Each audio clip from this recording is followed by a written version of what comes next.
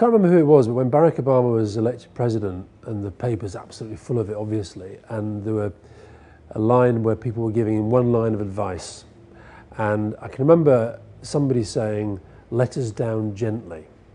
And that was interesting because that was day one of his presidency. And the assumption there was that no president can ever satisfy, to quote Enoch Powell, all politics is going to end in failure.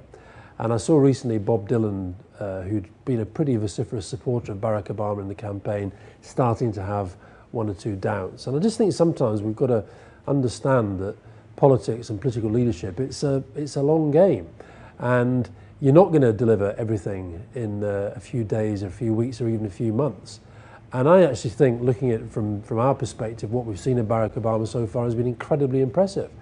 I think if you look at what he's done in relation to the economy, and obviously particularly what we saw in the G20, some of the moves that he made subsequently in relation to his visits to Strasbourg and then Prague, and I think he's saying really, really big, important, significant things. And he's setting a direction, and leadership in the end, that's what it's about. Yes, it's about the nuts and bolts of sorting your health service and helping people through the recession and getting those jobs for those who haven't, and helping people keep the jobs for those who've got the jobs. But, you know, I think it's important that we just give the guy time and give the guy credit. And it's really, I just find it fascinating to watch the sort of reaction he continues to get from people as he goes around the world.